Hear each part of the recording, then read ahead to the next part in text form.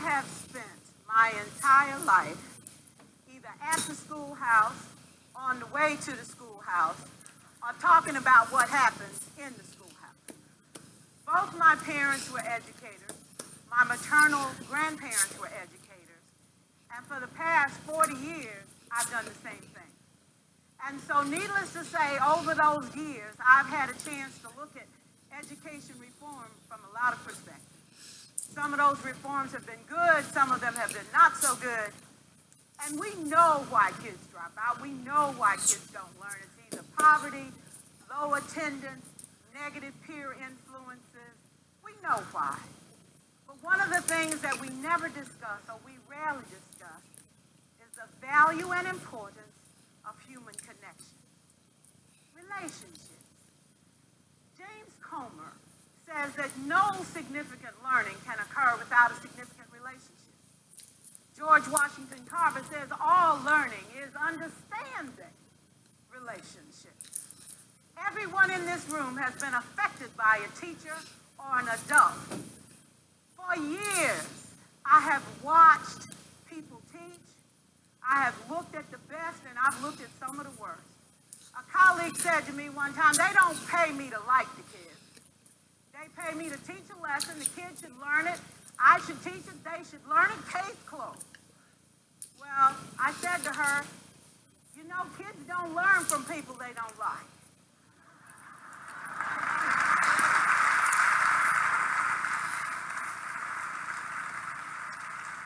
She said, that's just a bunch of hooey.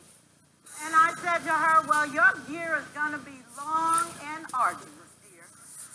Needless to say, it was. Some people think that you can either have it in you to build a relationship or you don't.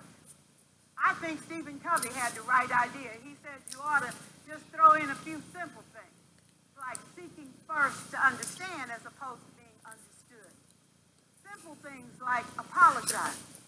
You ever thought about that? Tell a kid you're sorry, they're in shock. I taught a lesson once on ratios. I'm not real good with math, but I was working on it. And I got back and looked at that teacher edition. I taught the whole lesson wrong.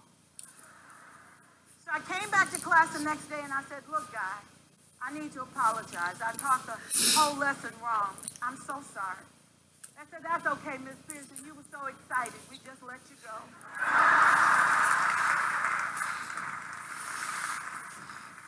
I have had classes that were so low, so academically deficient that I cried. I wondered, how am I going to take this group in 9 months from where they are to where they need to be? And it was difficult. It was awfully hard. How do I raise the self-esteem of a child and his academic achievement at the same time? One year I came up with a bright idea. I told all my students, you were chosen to be in my class. Because I am the best teacher and you are the best students, they put us all together so we could show everybody else how to do it. One of the students said, really? I said, really? We have to show the other classes how to do it. So when we walk down the hall, people will notice us. So you can't make noise, you just have to strut. And I gave them a saying to say, I am somebody. I was somebody when I came. I'll be a better somebody when I leave. I am powerful and I am strong. I deserve the education that I get here. I have things to do, people to impress, and places to go. And they said, yeah.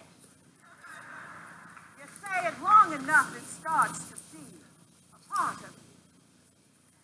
And so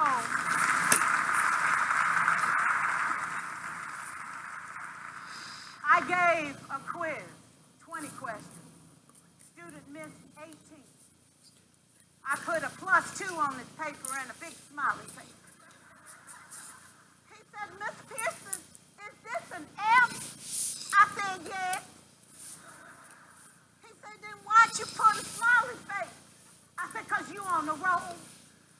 You got 2 right, you didn't miss them all. I said, and when we review this, won't you do better? He said, yes, ma'am, I can do better. You see, -18 sucks all the life out. +2 said, I ain't all that.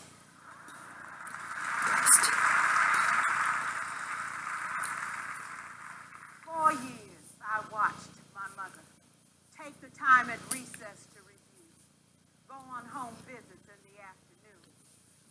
combs and brushes and peanut butter and crackers to put in a desk drawer for kids that needed to eat, and a washcloth and some soap for the kids who didn't smell so good. See, it's hard to teach kids who stink. And kids can be cruel. And so she kept those things in her desk, and years later, after she retired, I watched some of those same kids come through and say to her, you know, Miss Walker, you made a difference in my life. You made it work for me. You made me feel like I was somebody when I knew at the bottom I wasn't.